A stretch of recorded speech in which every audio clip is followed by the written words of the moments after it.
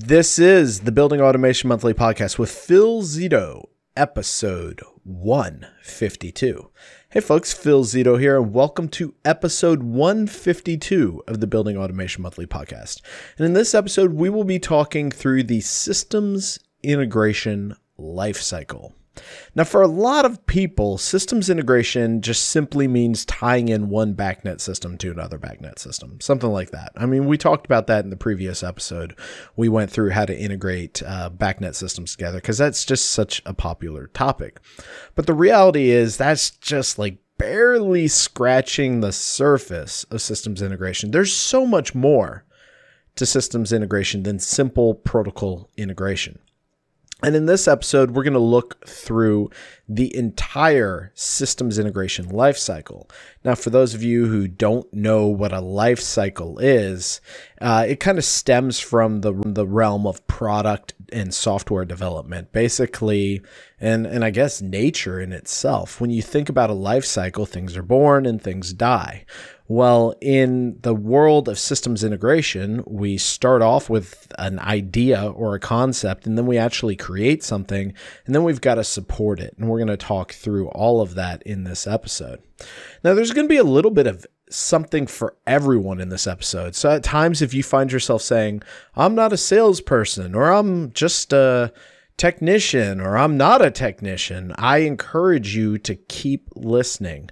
You know, having a holistic understanding of systems integration is probably one of the most valuable skills you can have moving into this kind of next generation of building automation. You hear all this talk about tagging and analytics and edge and artificial intelligence, IoT, et cetera, et cetera. And, you know, honestly, it can be a little scary. I mean, when you think about it, if the full-blown vision of all of those technologies actually came to fruition, meaning they actually all happened and got rolled out, it would dynamically change our industry, especially from a worker's perspective. But here's the thing. There's still going to be a need for folks who can understand a customer's goals and turn that into a scenario, a use case, an offering that then can be implemented and supported. And that's what the whole systems integration lifecycle is about and what we'll be covering in this episode. Now, before we start this episode, before we dive in, I want to remind you that this episode is sponsored by our new course, Systems Integration Bootcamp.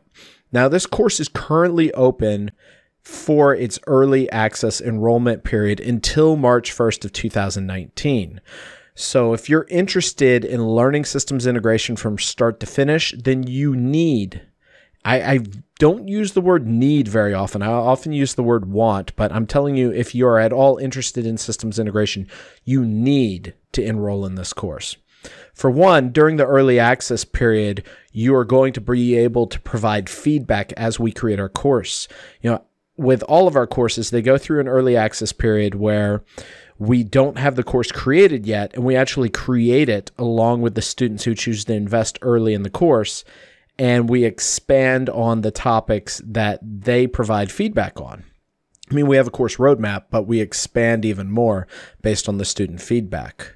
Additionally to that, you also have the opportunity for, at least at the time of this recording, there's 41 spots left to go and enroll, and you get 50% off the retail price. So I'd really encourage you to go to buildingautomationmonthly.com/152, scroll down to the logo and click on that Systems Integration Bootcamp logo and enroll.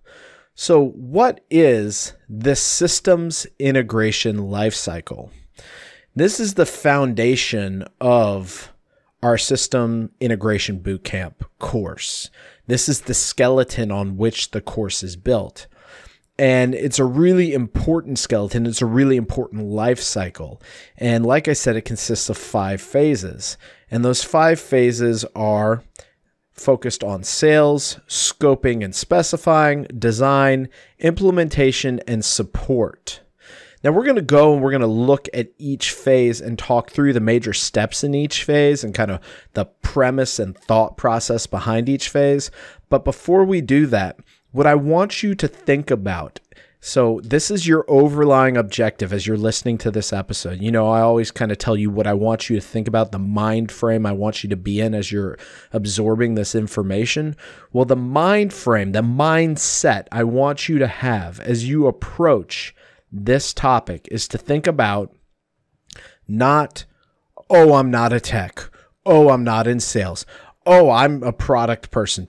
Oh, I'm not even in this industry. I don't want that mindset. What I want is, oh, I'm in sales. I wonder how the implementation phase might affect me. Ooh, I'm a technician. I wonder how the sales phase might affect me. And I want you to listen to each one of those and visualize yourself in that phase and what part of that phase you could engage in or just provide influence on. This is a very important skill. I will tell you, out of all the skills I've developed in my personal career, and just for those of you who haven't heard my story, started in 2007 and you can fast forward if you have heard the story about 30 seconds. But for those of you who haven't, started in 2007 in this field, didn't know squat. And by the time I started building Automation Monthly as a full-time business, I was running the technical integration program at Johnson Controls. And right around about 10 years, I made that transition from not even knowing what an air handler was to running a systems integration group. I mean, big shift. And that big shift occurred because I looked holistically at all of the aspects of the sales process, the project process. I started to understand them all. And because I understood them all and I could insert myself in each one of those phases, I was able to really stand out from other people and was able to move up really quickly in my roles. So just a little side note there. It's really important that you learn these skills. All right, so sales. What is the sales phase and why is it important? Why should you care? And what does it mean for you? Well, when we are selling integrated systems, we are often selling an outcome. All right? I want to say it's different than selling building automation, but it's not, but it is. I know that's kind of some circular logic there, but follow me and it'll make sense.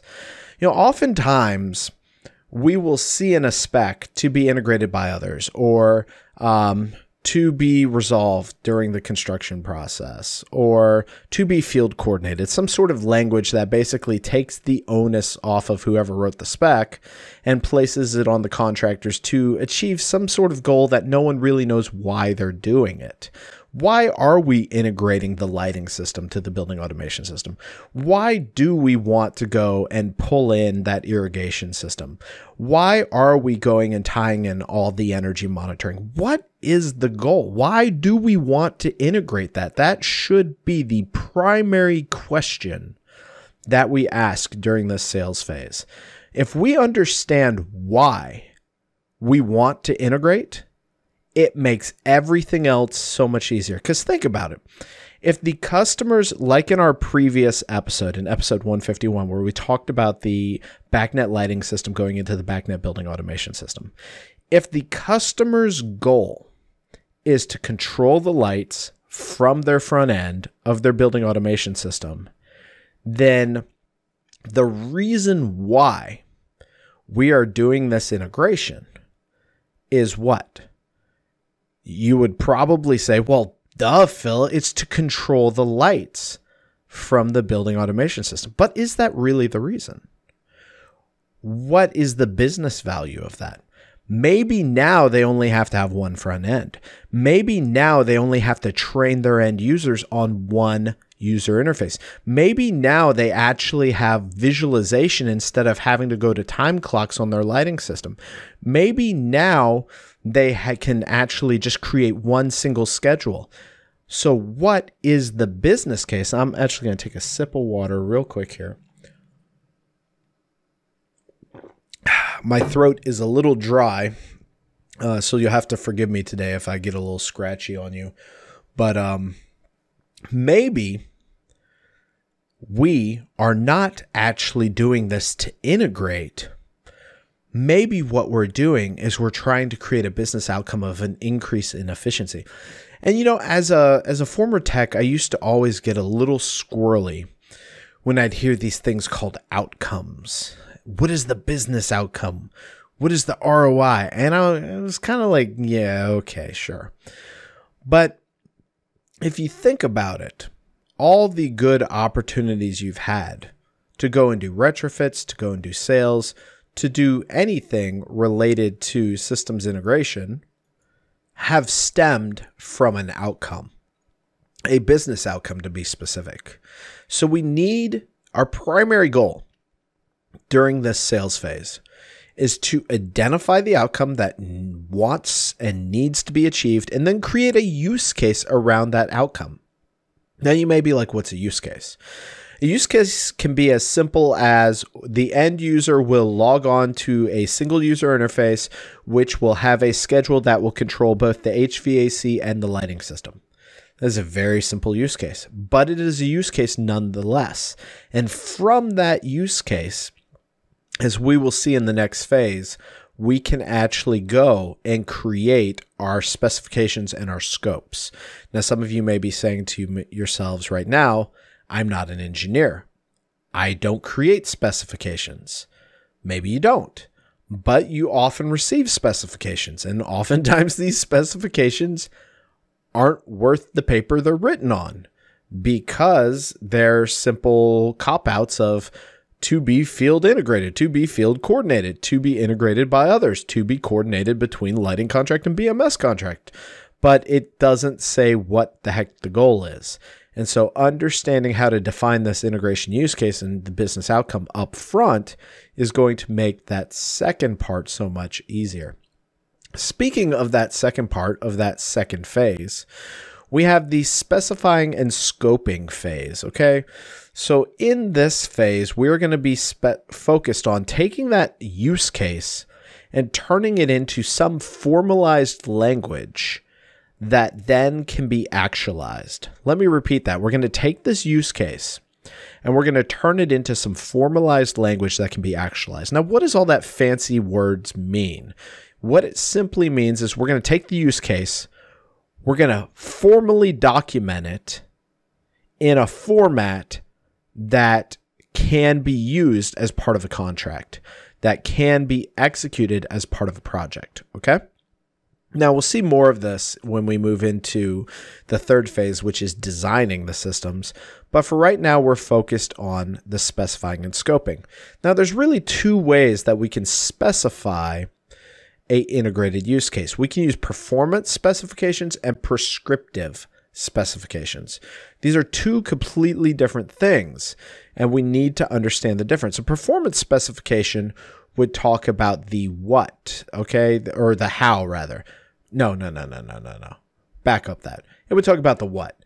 It would talk about this is what we want to achieve. We want to have a single user interface where the lighting system and the BAS system are in the same interface and the end user can use both of them. The how or the prescriptive would talk about, okay, well, we're going to do it this way. We are going to integrate the lighting system into the BACnet system. We're going to use these points. It's going to be these interfaces, and they are going to look like this. So there is a major difference between performance and prescriptive. Now, in certain situations, each one has its strength. When you are unsure of the technology set, and you're unsure of who's actually going to execute that technology set, that is where you want to go through a performance-based specification. Now, when you are looking at it, right, and you're thinking to yourself, I know exactly what technology I'm going to use. I know what contractors I'm going to use. I know exactly how this is going to be done. That is where you get more prescriptive. Now, oftentimes, things will start out in a performance and then through an RFP process will then transform into a prescriptive. This is often the case in design build. Now, what's the pros and cons of the performance versus the prescriptive. We've already went through that. But our biggest thing is not to focus in on, am I going to use performance or am I going to use prescriptive? But it's do both of these processes, whether you're using performance or prescriptive, do they align with that use case from the previous phase? That's where things start to go off the rail. You could put a performance together that says the user interface is going to have a lighting system and a BAS system that are in the same user interface. That may be perfectly aligned with the use case. It may not be. It depends on what the use case was. Now, this will all make more sense in just a second when we get to the scoping and then when we get to the designing. So we've got this performance and we've got this prescriptive specification, either one. Now we need to go as the contractor, as the building automation contractor, and take that information and turn it into an actual scope that can be executed. So this is why I said it doesn't really matter whether it's performance or prescriptive, because done right, either one of these is going to become a scope. So what I don't want to see is you having a performance base that says the user interface should have the lighting and the BAS system in it, and then your scope is integrate lighting system to BAS interface. No. That is just copying, and it's not adding any context to that performance-based specification. That does not go and really say what you're going to do. So what you would want to do in that case with that performance spec is you would want to go and say, we will provide a BACnet interface, and our BACnet interface will interface with the lighting BACnet interface from others. We will coordinate with the lighting. You want to get detailed in your scopes. Now, this is going to be very unfamiliar for a lot of you who do plan and spec work, and you're used to basic copy and paste spec or scopes, and stuff is really simple. You're not going to be used to actually creating a lot of detail under your scope, but you really need to, because not only is this important for your own protection, but it's also important for contractually letting folks know what scope is the responsibility of other parties. Okay, so then we move from here, and I know this is very high level, and for some of you, you may have a little bit of trouble visualizing this. And what I don't want this podcast I'm teetering on the line here, because as you all have, anyone who's listened to 150 plus of our episodes knows that our episodes are pretty all-encompassing. I don't ever try to make an episode where you listen to it and then I'm like, oh, by the way, if you really want to know this, you can go get the course. But there is just so much information that while I can provide you this 5-phase framework in this episode, for me to actually go and explain each one of these phases, we're talking, 4 to 8 hours in each phase with examples and exercises, because there's just so much to them. With all that being said, you can still take everything I'm teaching you in this episode and apply it to your jobs. All right? I just want you to know that. And I still encourage you, if you have any questions about anything we cover in this episode, for you to go to buildingautomationmonthly.com/152 and ask that in the discussion section, in the section at the bottom of the page. Just type in your question. I'd really like to hear from you. All right, so designing integrated systems, phase 3. This is where we are going to create a formal use case design. Now, in order to create a formal use case design, we need to create a couple artifacts or a couple deliverables, right? That when placed together actually form the use case design. First thing we need to do is we need to map out our use case visually. This is often, I like to use the UML format, which is a way of mapping out use cases. It's primarily used in software and system development, but it's a really good way of mapping out use case flow. This shows who's going to log in, often known as the actor or the user of the system. It shows what the system's going to do, what actions are going to take place. And this is how the folks in the software world actually manage systems integration. They do it this way. They've been doing it a lot longer than we have, so why should we try to invent our own way? Why not use ways that are proven to work? And the use case map is a proven methodology for mapping out multiple systems and how they're going to integrate together. Now, once you've done this, you create a system architecture. This shows all the systems and how they're going to interface. On top of that system architecture, you create a data flow map. This is actually where you get down to the level of granular data and you say, okay, during a lighting enable command, this system, the BAS, is going to communicate to the lighting system. They're going to use these points, these objects, and these specific objects are going to flow between these systems. So you're going to lay all that out. And then from there, you create your physical design. And this is actually what's wired to what's wired to what switch, network switches, servers, ports, everything. It's all laid out. Now, I'm telling you, for a lot of you who have always thought that systems integration was simply going and mapping a BACnet lighting system to your building automation system, or mapping in that BACnet chiller, and you thought that's systems integration.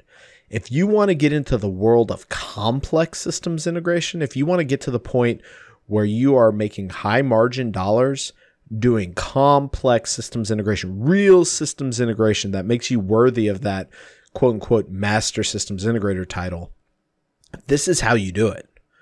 This is the process to do it. You create that use case, that formal use case design that consists of that use case map, system architecture, data flow map, and physical design. You do these 4 steps and oh my gosh, your systems integration, the whole process is going to go so smooth.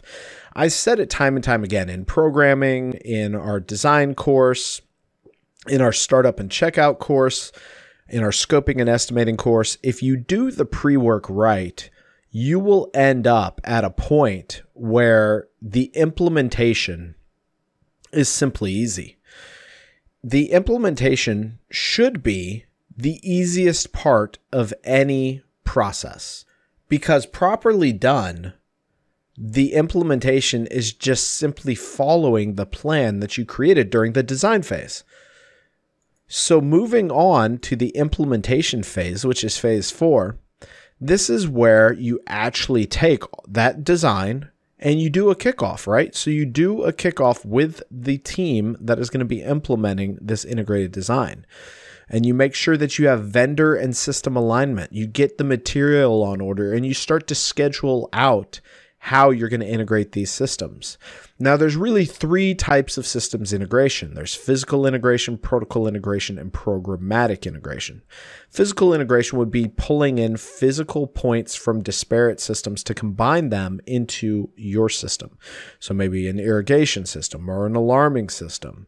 You would actually pull those points physically into your building automation system. Protocol integration, I don't really have to spend a lot of time on. We've covered that so many times in past episodes. And then we have programmatic integration. This is one of the more complex forms of integration, simply because a lot of folks in our field are not trained programmers. They're not trained data scientists. They're not trained system architects. So when it comes to programmatic integration, they don't understand data models and API consumption and JSON versus XML and, data formatting, data adapter patterns, system architectures, load balancing, all that fun stuff. They don't understand how to work with that. And because of that, oftentimes programmatic integration is done very poorly. And it is the first type of integration to break when an integrated system moves into that support phase, which is phase 5. However, this is the primary way that systems are going to begin to be integrated in the near future.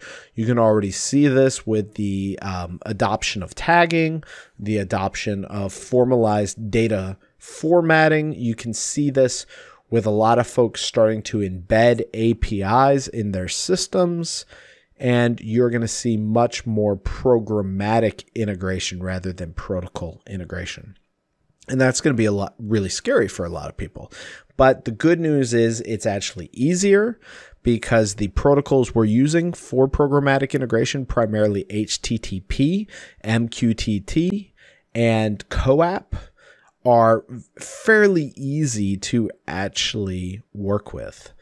They've been around for a while, and there's so much more documentation on how to work with those systems than there are with, say, a LAN or a BACnet system. Okay, so from there, we then move into the final phase, which is phase 5, which is the support phase. This is the phase where everything seems to fall apart in my personal experience. This is the phase where a lot of folks, they just really kind of lose it here. You know, they get done with it. They finally get the system working. Everything seems to be going well. And then they leave the job, never to return, and things just fall apart. I've seen this in time and time again with all sorts of integrated systems where they just fall apart because this support phase is just ignored. Now, support phase is actually quite easy to do. All you have to do is have a follow-on service process where you define a support schedule and a support process, and then you work alongside the customer to manage these integrations. If there's going to be upgrades to the individual systems, you have a process to validate that the integrations still work.